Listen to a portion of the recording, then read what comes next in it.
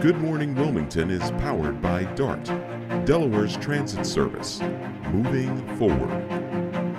Good morning, Wilmington. Good morning, Wilmington. I say good morning, Wilmington. Wake up, y'all. Come on, have a great day. Ooh. Good morning, Wilmington. What's going on? It's your main man, Big Ivy, talking to tell Mr. DETV. And I'm Mr. Positivity. Look, check it. Today is an amazing day in Wilmington, but I have some great guests here in studio that's going to talk to you about everything from the night market, from SoCo night market. I got Nataki and Khadidra here. Did I say it right? All right. They gave me the thumbs up, so I'm good with that. And then I have also coming up first, Black Men in Education right here in Delaware. These black men are making just waves through education. But most of all, I want to know what we can expect, what parents can expect this year going into the 2024-2025 school year. All right, let's get started. So let's get started with my main man, the principal over at Glasgow High School. How you doing? I appreciate it. I appreciate the opportunity to be here today. As you stated, Butch Ingram, the principal of the Glasgow High School, right. The #1 high school in the state of Delaware. G-High. Just want to throw that out there in case anybody wanted to know. Again, been in education about 25 years. I'm excited about the opportunity to sit here with these men and yourself and really just talk about some things and how we can support our youth in the community and just make things better for everybody. I appreciate it, Butchie, because I got to say, we G-High all day around Absolutely, here, all day, every day. 94 G-High. All right, we got next up. I'm Rob Peterson. So I was not a G-High student. However, I'm a G-High employee right now. Thoroughly enjoy Glasgow High School. I'm a dean of students and also athletic director at Glasgow High School. Been in education for about 15 years now. Nice. I love it. And Rob and I go back like the ways of the dinosaur. So glad to have you, man. Thanks for coming. Appreciate it. And and my man here who's been through the whole system, the education system for a lifetime, damn near. Almost 25 years now, yes. All right. Yes, my name is Rasheem. They call me Rocky Hollis. Colonials, 1995. All right, but I'm currently the assistant principal at Hudson Votech. All right, thanks for coming. Really appreciate it. Thank you for having me. And we have the #1 Eagles fan in the building. Aaron Bass, CEO of Eastside Charter School. Glad to be here. All right, gentlemen, thanks again for coming. Really appreciate you showing up today, and especially short notice. School year's right around the corner, and this is for anyone. You can just jump in. What can parents expect, or what can parents expect from your school this year?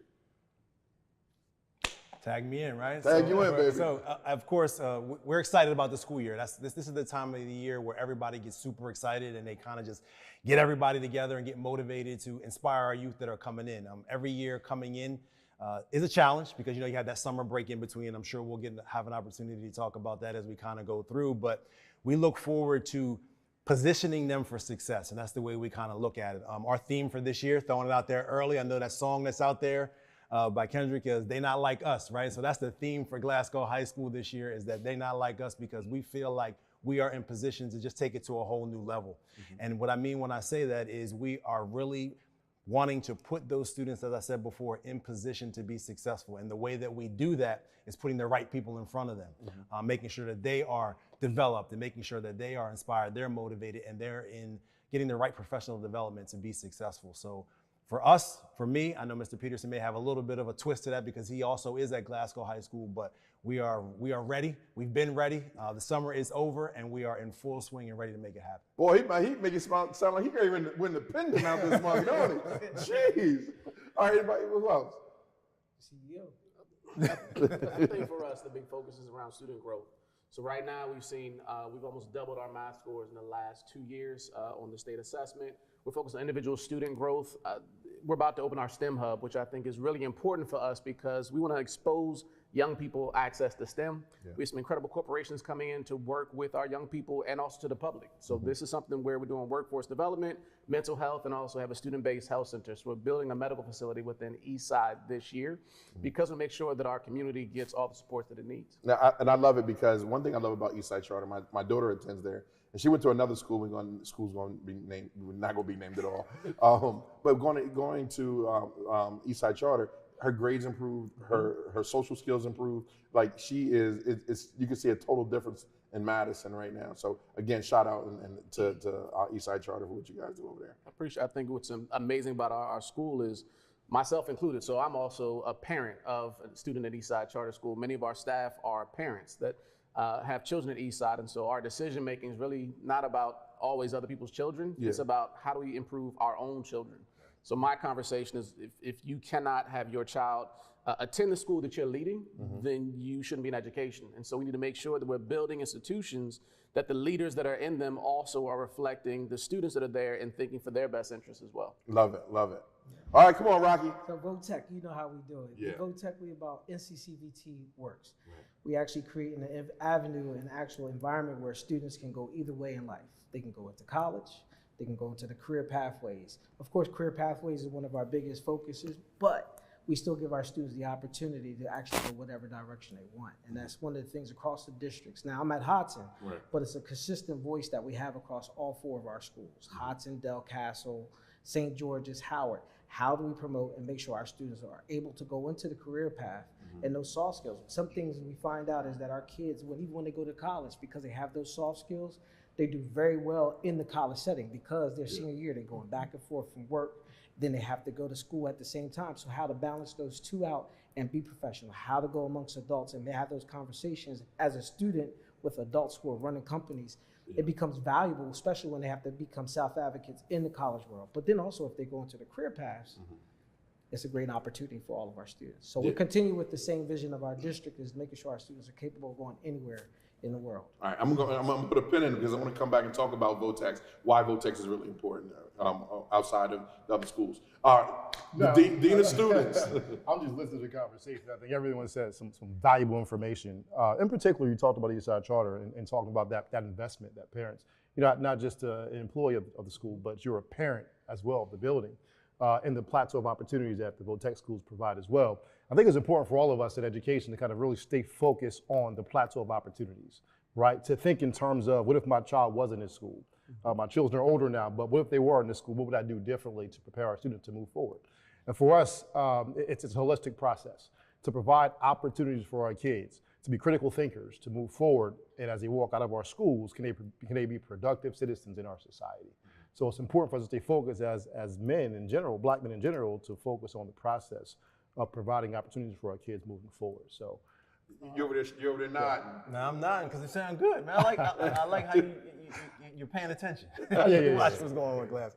No, but I just to piggyback off of the 3 things that were said, I agree. It is all about opportunity, and it is all about meeting each student where they are and figuring out what's the best path for them. And I think that that's something that we all do a great job of, and we're hopeful that other leaders in the state and in their schools are doing the exact same thing, because everybody has an opportunity to be great, and everybody's path is very different. There is no cookie cutter approach to education or a cookie cutter approach to putting them in position to be successful. And I think that Eastside Charter offers that opportunity, VoTech offers that opportunity, traditional schools offer that opportunity. And I like choice from that perspective, where they have an opportunity to choose what works best for them, and parents have an opportunity to do that. But what I will say over here for Dr. Bass over there, what I will agree with is that if people are not in front of students who actually believe in the school or the program like he does for his school and his program with his students, it's not going to be successful. It doesn't matter what you have in your school. If the people there are not committed and see the same vision or are aligned with that same vision, it doesn't happen. What makes y'all committed? Was there something in your life? Like, you could have been anything in the world you wanted to be, right? Like on Blue Hill Ave, you could have been anything you wanted to be. Why did you choose to be an educator? For me, I didn't particularly choose it from the beginning. It kind of chose me. So some years ago, I'm an entrepreneur and have been for some time. My wife and I had daycares, and there was a moment in life where we're trying to figure out how to get into the education, the high school system, right? Because one thing going from. You had a toy store. I had a toy store. I did. I had a toy store. Memories, absolutely. So we were trying to figure out how to go from that daycare age into the high school aspect. And then, as time would tell, I got a phone call one day from my brother-in-law who was offered a position in the high school from Mr. Maurice Pritchett, which absolutely. He couldn't do it. He said, I got the perfect guy that'll do it. And he called me. And I walked into Newark High School, and some things happened, things transpired in the building, but I found my calling, right? And I felt like that there was something for me to provide, not just to the kids, but I can learn from them as well to provide to the world, right? So for me, that's kind of been in the beginning of my story, kind of started at that paraprofessional position and kind of worked my way through the process, just trying to learn what I could in the business to better support our students. Now, my path was a little bit different.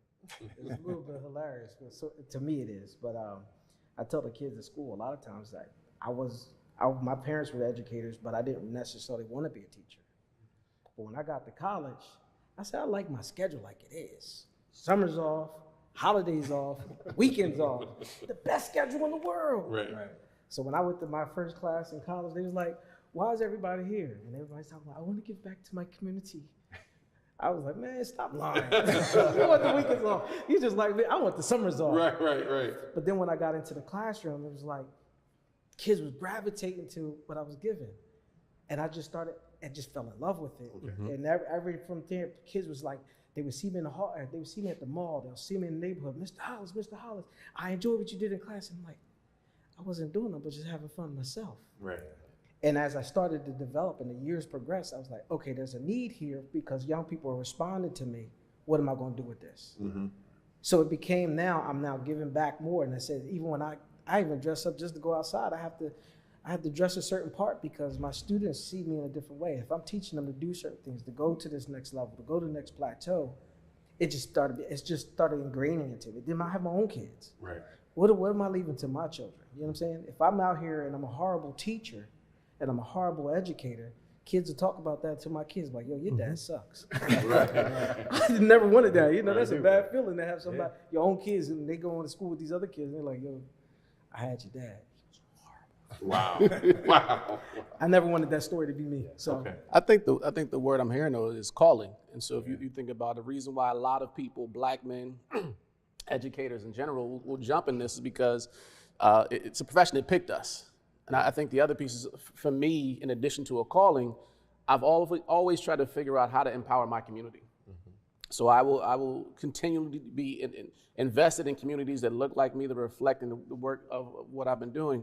And education is a pathway to the future. Right. And I think by having very little access to education for so long within our community, how can you then inspire a young person to actually want to do something else? Mm-hmm. How can you break generational poverty? How can you actually build community? Education is the pathway. Mm-hmm. I think in partnership with a lot of other organizations, so interesting for us is working with Reach Riverside. I think for other communities, there's other groups that are out there that are trying to empower not just the students in the classroom, but also the entire community. Mm-hmm. Then that's making a huge impact where I've seen from my previous works, I've been in education for going on 3 decades now, that my students are now incredible adults that are doing some great work in their careers. And now I'm looking at young people who are even 5 years old that I can see being in that same space 20 years from today. Mm-hmm. And so how do we build our community? How can we make sure that young people that look like us can be effective? How can we make sure that people that don't look like us can be effective? And so I think education is the pathway to do that. Nice.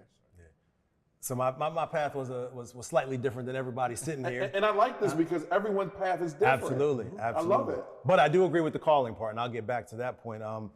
Well, I had an aunt and uncle who were in education, actually 2 aunts and an uncle who were in education, all in the Christina School District where I presently am. One was an elementary teacher and one was a guidance counselor / dean at a middle school. So I saw the way that they worked. I saw the way they engaged with students and the things that they would consistently say to me, and also had an aunt who taught out in the state of Michigan. But outside of that, I went into banking. So my first career was banking. I was in banking and I'm always chasing the American dream, right? You go to college, you get a job, you chase the money, right? And so then when education came, I was like, there ain't no money here. So I don't know what I'm thinking about doing. So, I took an opportunity one summer, worked with some students. Also, through my fraternity, we worked with a lot of young people, and I just liked the idea of giving back. And it felt good to give back. It felt good to make that connection. So ultimately what happened was an opportunity presented itself. I went back in, and at the time, they were paying for us to go back to school to be able to do that. And I really just enjoyed it. And then as again, to Dr. Bass, what he said and what others were saying, it's just about that calling. So once you start doing what you feel like you're called to do, it becomes natural to you. It's not like work. It's just something that you wake up every day excited to do. And that's why I love what I do and I have done for the last 24 years or so in this particular profession, because it's important. It's important for us, and many of us have said it up here, for us as Black males in particular, to be models and to be able to stand in front of students, to be able to show them what's possible, to be able to have them see somebody who is successful, somebody who is educated, somebody who can position themselves in the right place to give back. And I also want to echo a couple of sentiments too, is that now you got to watch yourself. Because you are consistently watched. One of the things that educators are in our local communities is you're the rock star, you're the superstar, because everybody knows you, because all of these generations of kids and families and parents have come through you or have passed through you. So there are eyes watching you everywhere you go at all times. Some places I'll go now and I'm like, I gotta get out of here. Like all my kids are sitting in here, you know what I mean? But you have to be able to take on that responsibility and own it. And that's what I think we've all been able to do. And ever since, I wouldn't trade it for anything else in the world. Super excited. As a Black man in education, when you walk down the hall and you see a young kid, young male that looks like you, like, do they look at you totally different? Do they look at you like big brother? Do they look like they understand you? I think it's important. Relationship is so important in education. So students, sometimes they're apprehensive to just walk up to you and just speak to you. So once you start to develop relationships and it becomes a common conversation that's somebody you can trust, that's somebody you can work with, that's what develops that relationship. That even with the new students, that like VOTEP, one of the things is we have students that come from all over. So they don't know everybody in the building.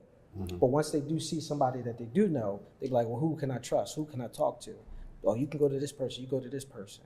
Once you develop that relationship, and that's education everywhere. Relationship is so important to the foundation of education and helping kids understand where they're going, who they are, because there's so many people that's failing them at different places in their life, or something that might happen traumatic that they don't feel like giving out that space. But it's our job is to make that place safe for them. If you can make it safe for them, they trust you. Then that's what creates the conversation. That's what becomes the trust. And then they start to trust you for certain things. I mean, for example, I had a student just recently, he was sitting there talking to me. He's like, Mr. House, you made it. I said, did I? Did I make it? I said, I'm not on TV, I ain't no millionaire, bro. But he was like, he says, I know you, and this might be a little controversial, but this is his conversation with me in my office, one-on-one. He says, Mr. House, you got to tell me you sold drugs back in the day. I said, no, I did not.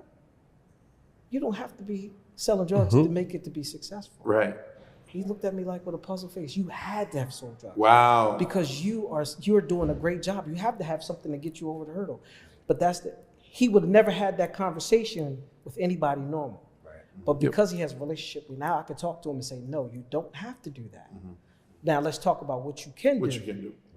Right. Or do you brothers go through the same thing with being at Glasgow and it's a mixed group of students there, right? That you go through? Yeah. The demographic is about 73%, Black or Hispanic. So there's a lot of opportunities for us to engage to your question or to your point. And I think that they do respond, but it is about connection, because just because I look like you doesn't mean you're necessarily going to answer or respond to me. Right. You have to develop that relationship because everybody's backgrounds are different, just like all of ours are. So just because of who I am doesn't give me the authority or the right to confront or engage with you a specific way. You have to ask the questions. You have to build the relationships. You have to build the connections. And then they start to trust. We talked about that trust. And then they open up. They share their life. And then you're able to respond and give them advice accordingly or help to guide their path, if you would. So it's been challenging because everybody doesn't. And some people think just because of who we are and who our positions are, that's why they respond to you. Oh, that's why they're listening to you. But that's not necessarily the fact. That's not true. Right. Because there are some kids that look exactly like I do that I'm like, oh, nah, you got it. Peterson, you got to talk to this guy. Oh, so Peterson needs the muscle. Yeah. Okay, all right, I got it. I'm glad you said that. There you go. Tag you in. And let's talk about that. There is a level of discipline that Black men can give. Yeah. I remember, growing up at grandma's house and mom's house, and she look at you across the room and you're like, oh shoot, let me leave that alone. Right. So that level of discipline, is it okay? Is it different? And if so, how so? I'm gonna tag them.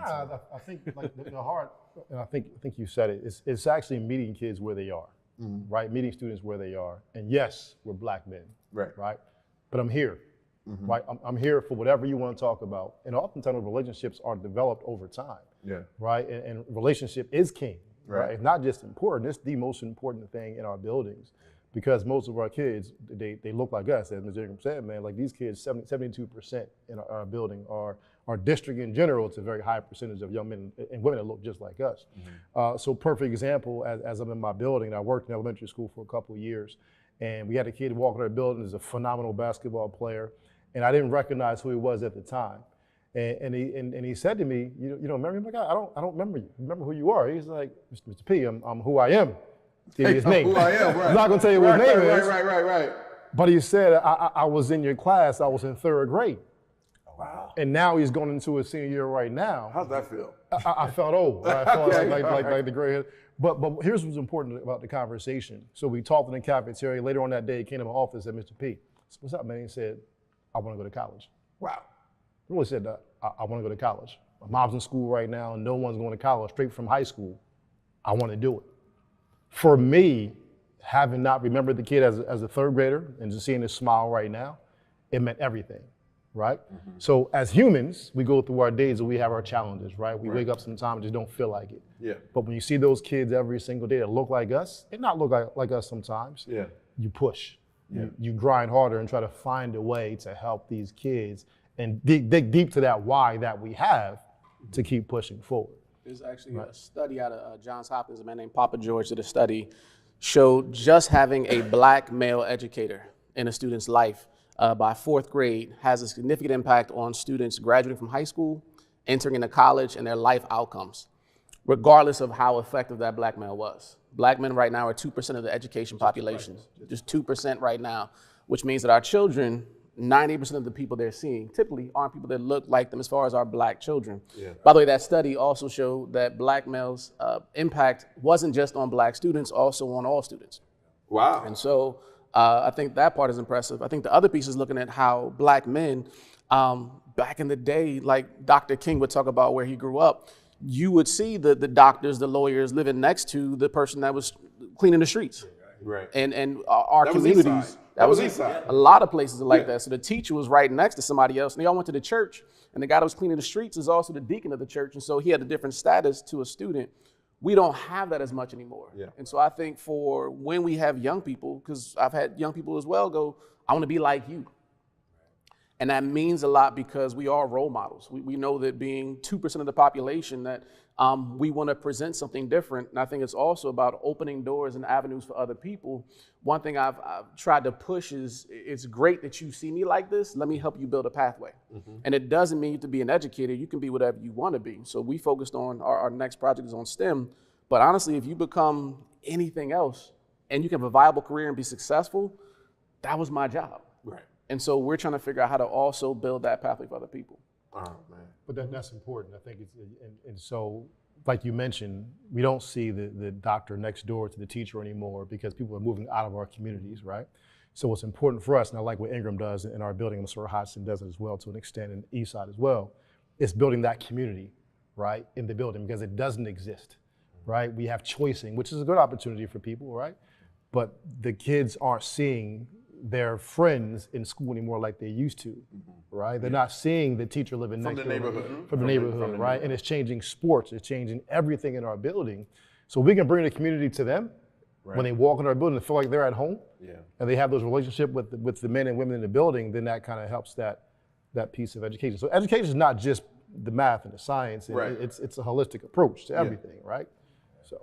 And I want to just hit this one piece. You talk about discipline, and I think one of the key things we've lost in education is that discipline, the root is disciple, and that we are trying to tell people what to do as opposed to how they should live. And so if I can make you a disciple, if I can live a life that's actually one that's worthy, so we have to make sure that we're being examples in school and outside of school, and then building a model for somebody to actually follow. And so for our young people, if I'm doing the right thing and then I can help you do the right thing, then my discipline's out of love. Right. It's out of trying to show you a better way, as opposed to a lot of times we just try to kick kids out. And that's not really discipline, that's actually just us giving punishments. Just giving punishment. And that's what, and it's a good way, we only got a couple minutes left. Your why, right? Your individual why. All right, but you gotta answer this why. What is your why with your eyes closed? All right? You got to answer it with your why. Close your eyes and answer your why. We'll start with close close now. Yeah, close them out. Well, no, Ingram. We'll start with Ingram. All right, what's your why? My why. And what do you want to see this year from your students? I believe, as my eyes are closed, hopefully I'm safe. Nobody's coming in here to get me. No, I believe my why is and has always been to inspire, motivate, and change a generation, right? I always believe that my total call and purpose has been to ensure that people know that they have a tremendous opportunity and that the world is waiting on them. I believe that not only my students, but the leaders, the educators, and everybody that is here knows that they are important and knows that they have to live out their authentic selves and not get themselves caught up into what the world sees them as. I have a small side YouTube, a little plug for my YouTube there, and it's called Worth an Hour. And what that Worth an Hour actually stands for is I'll just go through the acronym, is what others really think hinders authenticity, not honoring our unique resolve. And what I mean with that is that us not being our unique selves, us not showing the world who we truly are, is robbing everyone of what the possibilities are. So for my kids this year, I hope that they come in, we allow them to be their authentic selves, and we continue to support them the best way we can. My man, appreciate that. Woo! All right, I felt that one. That's a lot to say with your eyes closed, by the way. I should have referred to He done set the bar. He got a YouTube channel. He gonna plug this real quick. Acronyms. How about you, Rob? Eyes closed? Eyes closed, bro. So Benjamin May says, do whatever you do so well that no man yet born or unborn can do it better.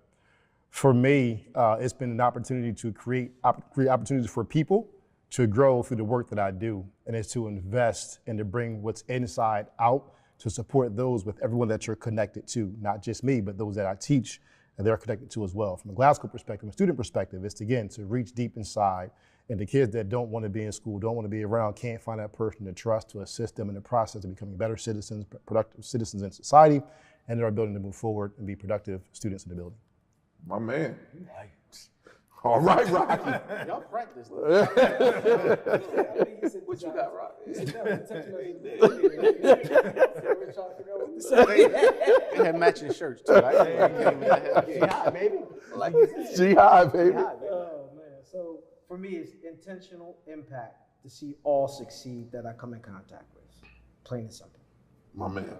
Oh, man. I think my why is about impact, having an impact on others, and what I want to see is our young people win in the city of Wilmington and the entire state of Delaware.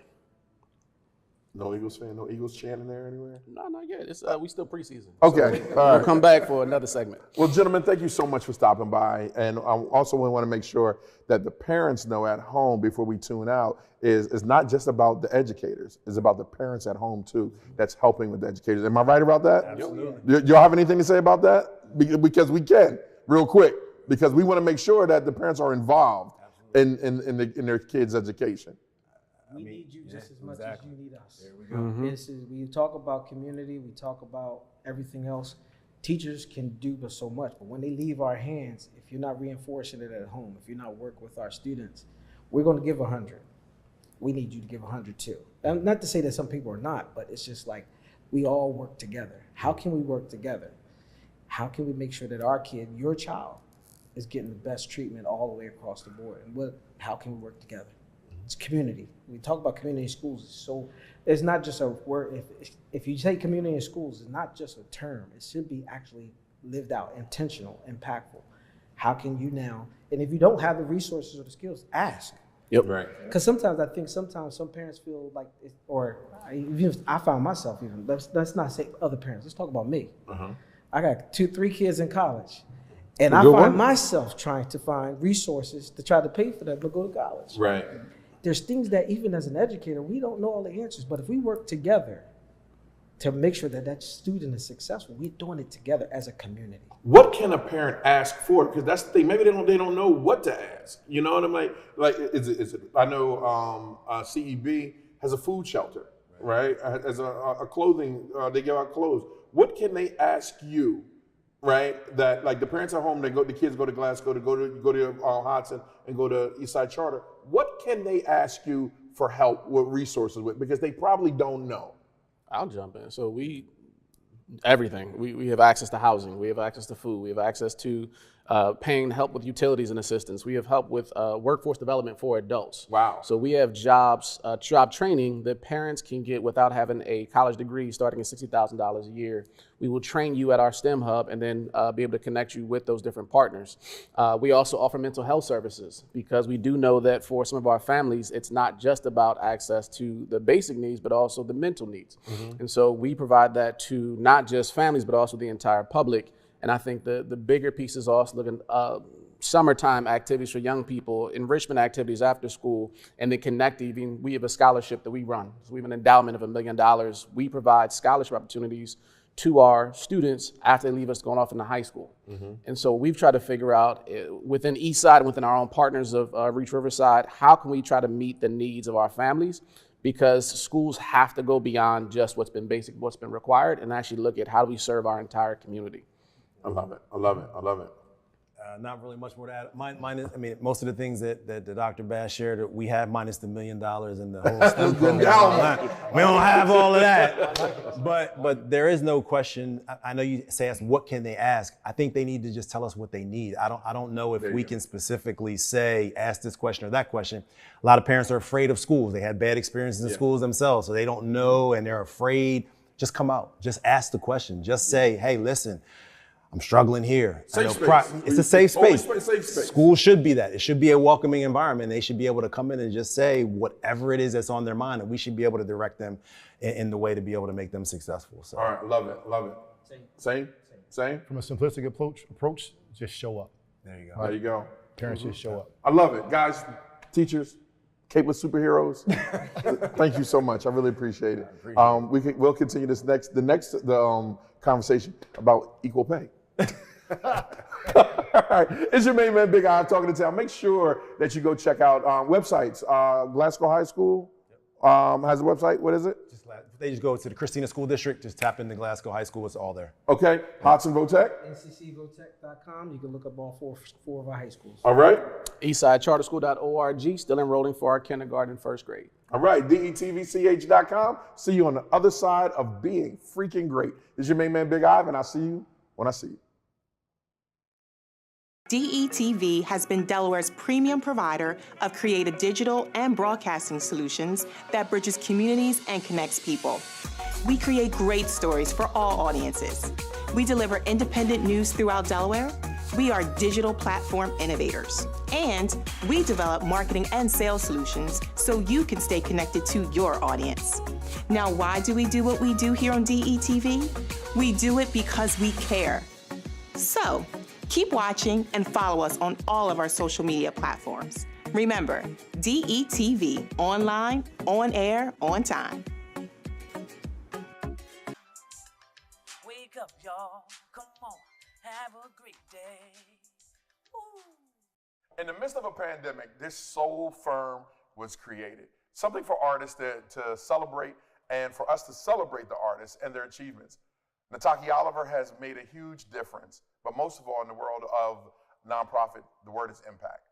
Here to talk more about what she got going on in this amazing art festival that happens at night. Nataki Oliver is here and Khadijah from Wilmington Alliance. Ladies, did that say all right? Was that all right? Yeah, okay, I could rerun it. Because I'm not a nonprofit.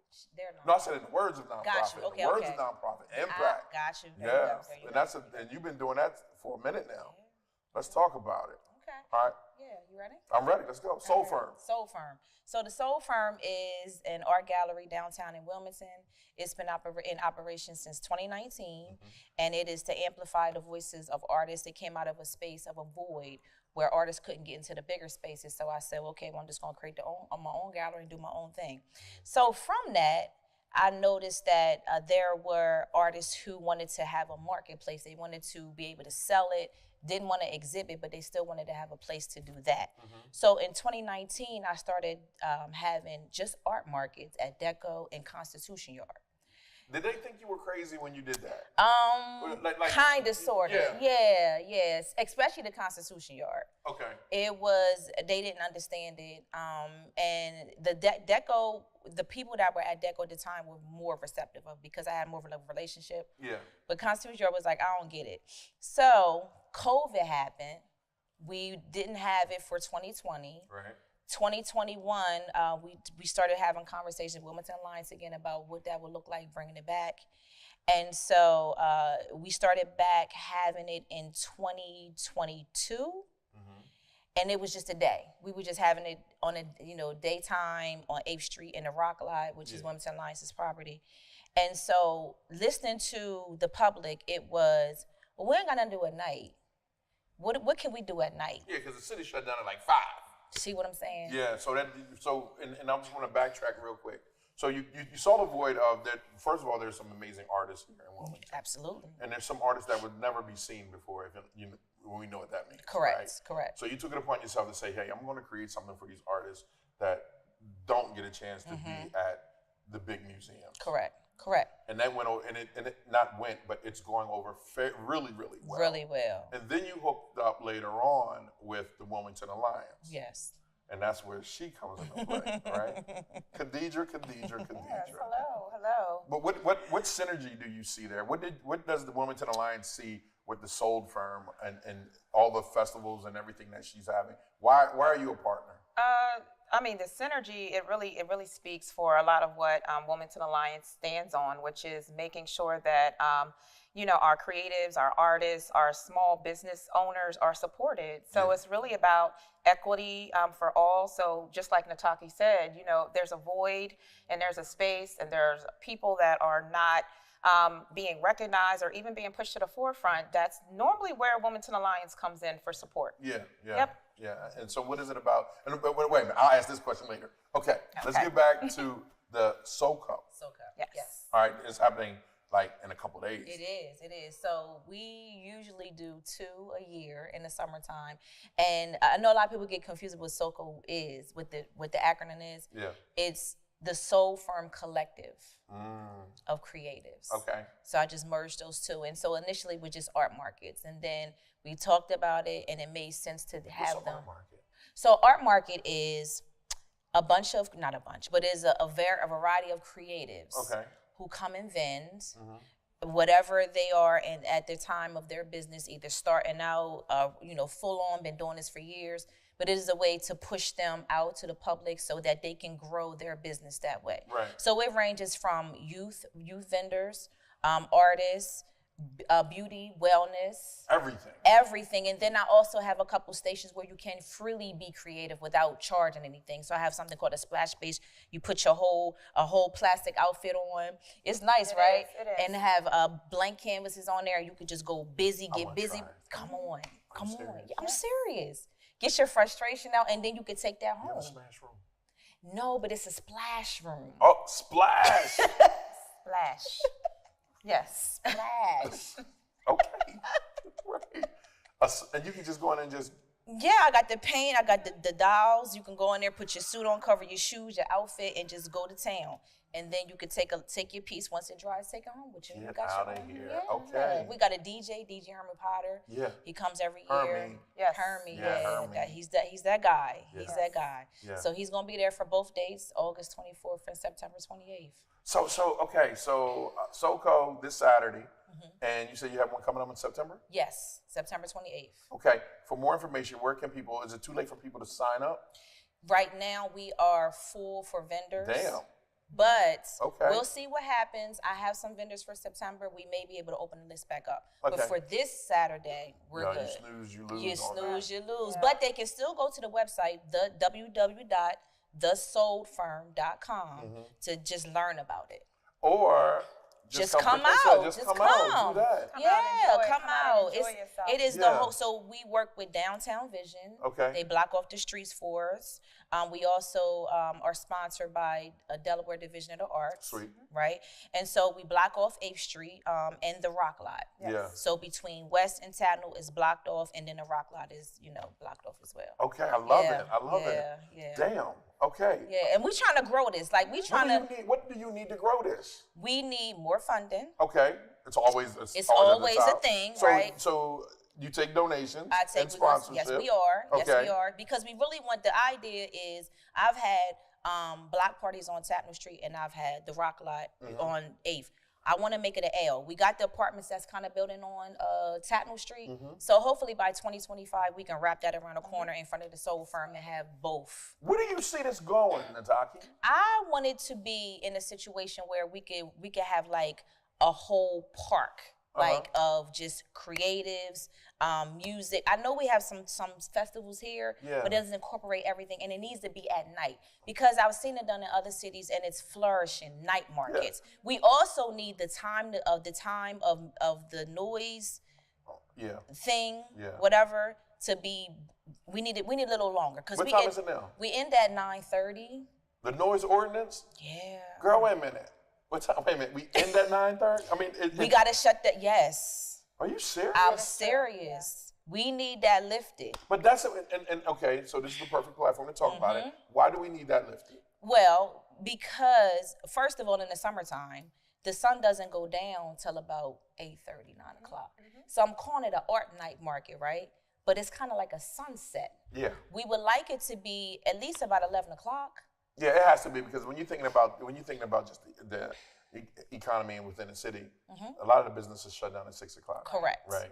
And if you want to attract more younger people, and everybody's leaving, and everyone's leaving, right? Yeah. But if you want to, and I think just the ways of how it used to be, so a real corporate, you know, banking capital of the world, everything shuts down. But even then, you had stores that was open at 8 o'clock and 9 o'clock. But I can see, like, we want to generate more revenue. And a lot of revenue comes in through the city, through one, the ports, and two, art. Yes. Right? Yes. And we the have creatives. we have it. And we have a bunch of creatives here that you have given a platform to that allow them to just flourish and create their careers and live off their careers. Yes. So, damn.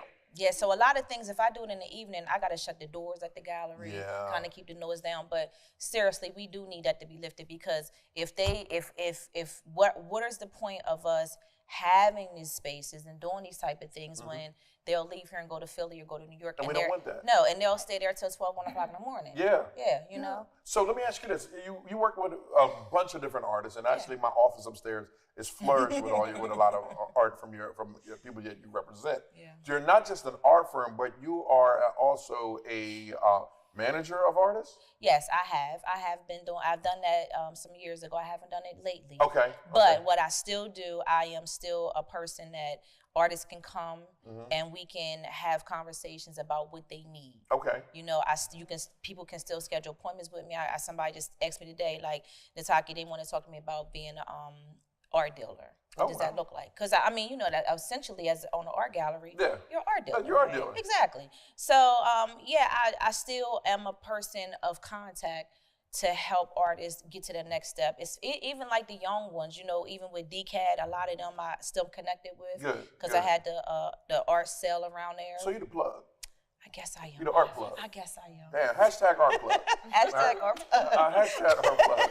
And with being that art plug, and if you could, I would love for you to shout out some of the artists that you have worked for. Yeah. Worked with, or worked with you, because I want to give them a platform as well, right? Okay. Because there's one artist that worked with you. Her name was Erica. Elize. Yeah. She dope. She's dope. She's real Elize. Dope. She's dope. You need some of her upstairs. Yeah, she dope. She actually reached out to me. So if you're watching this, Elize, I will be giving you a call back soon. Oh, she did reach. She did ask me. Yes, she did. She has something coming up in September. I want to make sure that the people see. But yeah, if you can name some of the artists that people need to watch out for. Listen, all of them. So we're going to start with Elize. Elize is number one. Shantae Young Williams. James White is always a good one. Always. Seven God. Jaquan Leroy. Smash Label. Who else? Connie. Connie's amazing. Connie's really good with on-site sketching. Okay. Like if you have events. Yo, girl, I got something with Connie. Yo, so. At Shakira's event. If I didn't tell y'all I'm having a ribbon cutting. If I didn't tell you I'm having a ribbon cutting September 4th, make sure you get here. Okay, we got 370 people RSVP. Okay. But I called Connie, right, because I was at Shakira's event, and I thought it was just an amazing idea for her to just sketch. And she's like 2 minutes in a sketch. Yeah, I had her at my son's birthday party. Graduation party. How did that go? Right. You already know. Right. Shout out. We didn't stop the whole show for Connie. Got it. God Yeah. dang it, girl. All right, who else you got? What anybody else? Brian Mills. Okay. Brian Mills. I'm trying just off the top of my head. Julie Santiago, which is at DCAD. Okay. She's not DCAD anymore, but it's so many. Chiffon Taylor. Chiffon Taylor. Keep going. What you got? Oh man, Chiffon Taylor. You got all the ones that I was going to say, but Right. Brian Mills, Chiffon Taylor. Right now at the Artomat we have What's Jaquan. Artomat? What's Artomat? The Artomat. Talk about it. Oh, the Talk about Artomat. it. The Artomat. I guess if we're talking about the ecosystem Right. of creative spaces within West Center City, there's the Artomat, there's the Rock Lot where we're having, which is right around the corner from the Artomat, where we're having, where we're hosting the SoCo Art Night Markets, and then there's 7th and West Park right through the alleyway. So when you were talking about like a park or corridor, I kind of thought of that. So the Artomat did our soft opening last June, and we had our grand opening in November. So the Artomat used to be a liquor store and a laundromat. They said it was on the corner of Washington. Ivan, I cannot believe you haven't been by yet, so you definitely have to stop by the Artomat. Right on the corner of 7th and Washington. Right on the corner of 7th and Washington. And y'all put that right in the hood. We put it right there because you know what? I've been working in the West Center City community now over 10 years, and the community has been asking, and it's alive. It's not that it's never been there, but they're asking for more art and cultural opportunities for the residents. So let's talk about that right there, because I think that was a great idea, right? That you're on 7th and Washington. You're in the middle of the hood, where you'd be a laundromat and liquor store, right? But now it's a beautiful rose. It is. How has that beautiful rose changed the community? It really has. I mean, naturally, it's become a space of healing. I'm excited. Naturally, it's been a space of healing. I'm going to say it's been a space of Black joy. Okay. We've had several creatives come through and do programs and create opportunities for the community itself. I'll just name a few. So we've had Bussa Wine. So we've had Chris from Bussa Wine. So her program was about 12 weeks, 8 to 12 weeks.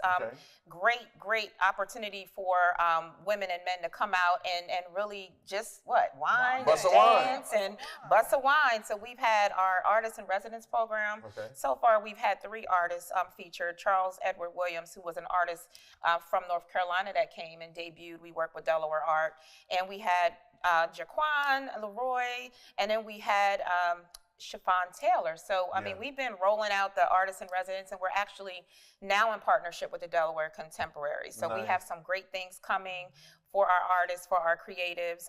Again, business owners like Jason Aviles, he brought in the men's urban yoga. He launched his men's urban yoga program right at the Artomat, which has been a successful, I mean, I can't wait to hear the stories that these men tell about the transformations, and that's been a wonderful opportunity. Healing through the arts with Vanessa Mariposa.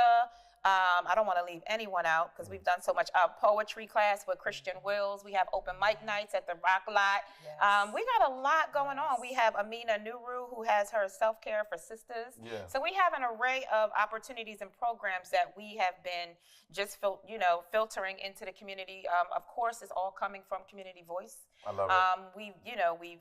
I hate the word survey, but we've had some real conversations, I'll say, with the community members, and they've been excited, and they've been excited to have something like that right in arm's reach. I love it. So, All right, you know what we need next? I got 2 more artists I have to say. Go ahead.